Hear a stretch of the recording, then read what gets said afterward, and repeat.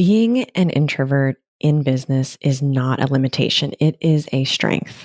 Okay. I used to think entrepreneurship was only for extroverts like my husband, someone who thrives in crowds, while I get absolutely drained by having just three people in a room. At my first networking event, I was so terrified of introducing myself that I barely heard anyone else speak. But everything changed when I met with the event leader one on one, and she gave me permission to do things differently.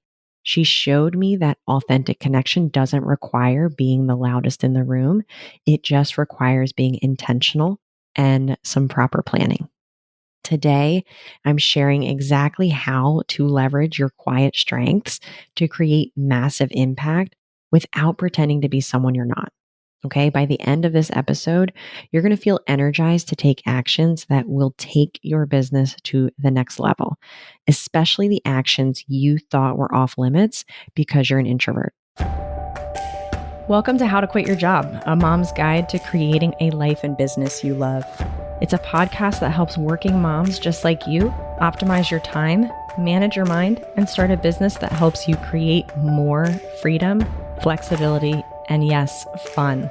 I'm business and mindset coach Jenna Reichel, and I offer practical tips to help you ditch the 9-to-5. I've been exactly where you are, and I know what it takes to make the transition without trading one form of burnout for another. So let's get started. Hey there, fellow introverted moms. If you've ever felt like your quiet nature might hold you back from building a successful business, today's episode is especially for you. We're diving deep into how to use your natural strengths as an introvert in your business, particularly when it comes to networking and relationship building. I'm going to share some practical strategies that have worked for me and my clients, ways to connect authentically without draining your energy or pretending to be someone you're not. Okay. I want you to walk away understanding that being an introvert isn't a barrier to success. It's actually one of your greatest assets. First, let's talk about why being an introvert is a distinct advantage in business. Being an introvert means that you possess things like deep thinking skills, careful decision making, and creative problem solving, right? These are amazing strengths to bring into your business, especially if you plan to work with clients one on one. Your natural ability to listen deeply and process thoroughly makes you incredibly effective at understanding their needs and creating solutions. You're not just hearing their words, right? You're picking up on subtle cues and making thoughtful connections that others might miss. And if your dream business includes working with a lot of people at once, so not one on one, and I know that seems at odds with being who you are, but it's not out of the question. I'll give you strategies to become the type of person who leads groups and share my own transformation in a couple of minutes. But I also want you to know that even if you're serving more than one person at a time or need to speak to groups for your business, those businesses can still evolve from more simple one-to-one connections first, the connections that you feel most natural in, and the ones that do not take up too much of your energy. What I want you to avoid doing is comparing yourself to the seemingly extroverted entrepreneur. Okay. First of all, it's hard to know the full story about someone. So even if that marketing mogul you admire seems like an extrovert, they may just have some of the strategies that I'm talking about today. And when they aren't in the spotlight, they may retreat to a quiet space alone, just like you. Okay. So don't compare yourself to someone that you know very little about. And don't get discouraged by the loudest voices in the room, thinking that's the only way to be successful.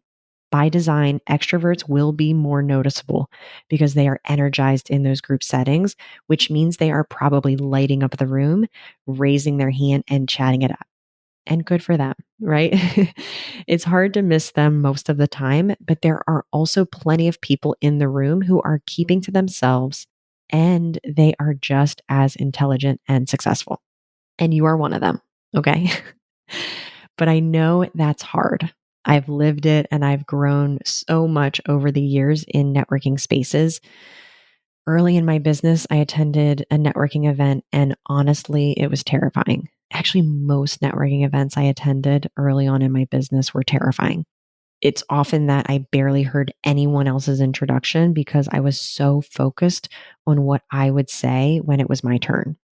When I finally spoke, it was complete word vomit. That feeling when your words come out all jumbled and you're not even sure what you just said. That was me. I was also sweating and my heart was racing, the whole 9 yards. The event leader, who's now become a dear friend and mentor, suggested something that transformed my approach to networking. She taught me the power of preparation, which is the first practical piece of advice I want to impart today. I want you to set aside time to prepare for these events. I want you to prepare not just an introduction, I want you to prepare for the entire networking experience. So, what that means is, start by crafting a clear, engaging 30 to 60-second introduction, one that includes what you do, who you help, and maybe even a memorable personal detail about yourself. I want you to practice it until it feels natural. But I want you to not stop there. Okay. I also want you to prepare 3 or 4 go to questions that you can ask in those groups, right? What brought you to this event? What's the best part of your work? What kind of challenges are you facing in your business? These questions help you guide conversations naturally and take the pressure off thinking of what to say in the moment, which I know is really difficult for us introverts. And it may feel silly to practice these things ahead of time, but it will absolutely relieve some anxiety if you put thought into what you want to say ahead of time. After learning about this and after my mentor shared this with me, the next time I attended that group, I followed her advice and even prepared a funny story about my dog. And you wouldn't believe how many people reached out individually afterward to share their own dog stories. Preparing and having an introduction where I was thoughtful about what I wanted to say helped to create natural openings for one on one conversations. And those one on one conversations is where the real magic happens, which brings me to my second key strategy that I want to share. And that's focus on quality connections over quantity. When you're at networking events or group situations, don't pressure yourself to be the loudest voice in the room or even to be a voice at all if it feels too draining. Okay. Instead, make it your goal to find just 2 or 3 people you'd like to connect with further once the event ends. And think of the initial event as the starting point, not the main event. Okay. The real relationship building happens in those follow up one on one conversations where you can truly shine. Okay. During the event, look for those who align with your goals, pay attention to what others say they need, right? Often you'll hear someone mention a challenge that you can help with. That's your opening for a deeper conversation. When you do find someone you'd like to know better, be direct, right? Reach out to them and say, I'd love to learn more about your work. Would you be open to a virtual coffee chat? Then, and this is crucial, make sure you're following up within 24 hours. You may even want to block off time on your calendar to, after the event, reach out to folks or even leave space in your calendar open so that people can schedule with you. In the follow up emails that you send to people, reference something specific from your conversation or from the event, and maybe even suggest 2 or 3 specific times to meet. If you have a scheduling link, even better. I talk about the importance of a scheduling link in episodes 21 and 36 as your minimum viable presence. So feel free to check those episodes out if you're still on the fence about a scheduling link. I highly recommend you get one.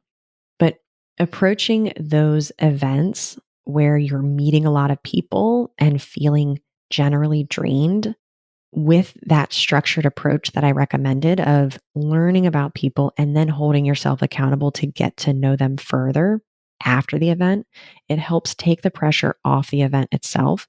And it helps take the pressure off of you too in that event. Okay. And it helps you build meaningful relationships. The third crucial element of thriving in these group settings as an introvert is managing your energy effectively. And this is where many introverted entrepreneurs struggle. They push themselves to do all the right business activities without honoring their need for recharge time. Okay. Susan Cain, who's the author of the book Quiet, says that introverts should arrange their lives around their preferences while stretching outside comfort zones selectively, which I think is really well said. And I highly recommend that book for all the introverts out there. Hey, moms, just jumping in real quick. If what I'm sharing resonates with you and you're ready to make real changes in your life, I'd love to support you. Through my one on one coaching program, I help moms just like you create the strategy and accountability needed to build a business and life you love. Ready to explore what's possible? The link to apply for a free strategy session is in the show notes. And if you're not quite ready for coaching, please join our free Mom Entrepreneur Circle, a community of moms who get it. All the links are waiting for you in the show notes. Go to jenna.coach/episode number to check it out. Now, let's get back to today's episode. What this means is scheduling buffer zones before and after high energy activities.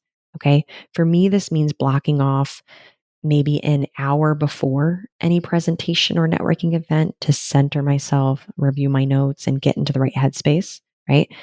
And after the event, also scheduling time because I need even more time to decompress after an event. Whenever I host a webinar or a workshop, I block off at least an hour afterwards for a walk. And I often even end my workday right after these high energy events, right? It takes so much of my energy to be in a 1 hour call, presenting to people and taking questions and interacting, even if it's a topic that I love sharing about. I get really tense and I even literally shake sometimes in those group presentations because of the adrenaline and attention. And I've learned that having that buffer time allows for me to show up fully without dreading the energy drain. Remember, it's not just about recovery, it's about prevention too.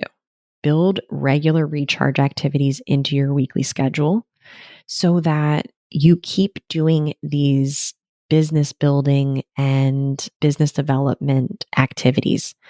And it could be anything, right? It could be reading, walking, meditating, any quiet activity that fills your cup. It's necessary maintenance for your business's most important asset, which of course is you. Just another thought here, similar to preparing an introduction. I hope it goes without saying that spending a lot of time preparing for any speaking engagement or workshop that you're hosting is a must. Okay. It doesn't remove the discomfort, but it does mitigate at least some of the anxiety when you prepare and practice before going into that sort of event. Finally, let's talk about building your social confidence gradually. I want you to think of it like strengthening a muscle. Okay. You start small with light weights and gradually work your way up to more challenging weight. Just like you wouldn't start your fitness journey by trying to lift 200 pounds, right? You shouldn't start your networking journey by hosting a 100-person event. We're going to start with an easier weight. And what that looks like is maybe it's just joining online communities where you can participate in written discussion at your own pace, right? Maybe then it's moving on to virtual one on one meetings with people you already know. A little more scary than online forums, but maybe less scary than a group event. And then once that feels a little bit more comfortable, gradually progress to small in person meetings, then larger group events. And eventually, if it serves your business, speaking or leading groups. If you're an introvert, but you have a vision to run a company that hosts group retreats, or maybe you're a writer and you know you'll have to do book signings, which terrify you, right? I want you to think of it like any other skill. We can gradually build up your ability to excel in group settings. It just takes practice and exposure. This is exactly what happened for me when I started running the Mom Entrepreneurs Circle, which again is the free networking and community that I run to bring together mom entrepreneurs. I was so hesitant to lead the group initially, but I knew I wanted to have a business that offered a community element to the coaching. It's so important that us moms know we aren't alone. And the only way to really create that safe space is by bringing mom entrepreneurs together. But how would I be able to do that as an introvert who hates leading groups, right? So I started practicing leading groups. I started building that muscle. At first, it was terrifying, and I would leave the calls dripping in sweat. But over time, it became more comfortable. Month after month, it got easier. And now I can run those meetings without breaking a sweat. Okay. The key is consistency, showing up regularly for small challenges until they become comfortable, then taking on slightly bigger ones. It's like how we talked about in last week's episode that your biggest goals and vision will require you to become a different version of yourself, a better version of yourself. Okay. You can still be an introvert and add value to groups. It doesn't happen overnight, but with small intentional actions, you'll one day look back and simply be amazed at what you are capable of doing. So let's look at those powerful strategies and do a little recap. Number one, I want you to truly embrace your natural strengths that come with being an introvert. Being the quiet, thoughtful business owner is a strength. Stop seeing introversion as a limitation. Okay. And I want you to be proud of who you are. The second thing is prepare and practice for group situations. Having a go to introduction and questions ready can work wonders for your anxiety and for your focus in settings where you're meeting new people and maybe initially feeling terrified. The third thing is focus on quality connections and focus on following up one on one rather than trying to work the whole room and make the event itself be worthwhile. Okay. That event will be worthwhile if you get 2 to 3 people that you can follow up with individually afterwards. Number four, protect your energy with buffer times before and after high energy events as needed. Do the things that fill your cup. And the last thing is, I want you to gradually stretch your comfort zone while honoring your natural preferences. If you're ready to start showing up differently and maybe even showing up at all in spaces that you usually avoid from being an introvert, I want you to find one of those spaces this week and pick just one of these strategies to implement. Maybe it's crafting your introduction, right? Or focusing on scheduling one on one coffee chats after the meeting. Maybe there's a networking event that you attended last month and you have a list of people that you can actually reach out to schedule one on one chats this week. Whatever it is, I want you to practice something small this week that pushes you just a little bit as an introvert out of your comfort zone, but that makes you stronger. And next week, I'm going to be talking about a topic that's near and dear to my heart. Okay. It's the I don't know trap. If you've ever felt stuck in your business because you didn't know what to do next, or maybe you didn't know what to do first, that episode is going to be life changing. I will give you the secret to getting past that I don't know moment every time it pops up in your business. And if you found today's episode helpful, please leave a rating and a review for the podcast. It helps moms just like you find this as a resource. And even better, I encourage you to send this episode to another introverted mom to listen so that they can start to see the potential in themselves to quit their job and start a business if that's their dream. Until next time, keep taking those small steps forward. They all add up to create the business and life you love. Thanks for listening, and I will see you next week. Before we wrap up today's session, I want to talk to the mom who's been nodding along, feeling seen and understood. Maybe you've been thinking about leaving corporate and building your own business, but you're not sure where to start, or if it's even possible with everything else on your plate. I'm here to tell you it's possible. I've helped moms go from a vague business idea to replacing their corporate income, and I've supported others in discovering their passion and signing their first client, all while balancing working in corporate and balancing family. My one-on-one coaching program is intimate support and helps you develop the strategy and accountability you need to move your business forward. As a mom myself, I understand the unique challenges we face in prioritizing our own needs. And that's exactly why I specialize in working with moms just like you. If you're ready to explore what's possible, there's a link in the show notes to apply for a free strategy session. This isn't a pushy sales call. It's a genuine conversation to see if we're a good fit for each other.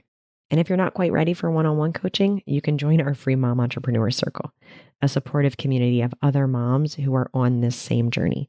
The link to join is in the show notes as well. Remember, you don't have to figure this out alone, whether it's through the podcast, our free community, or working together one-on-one. I'm here to help you create a life and business you love.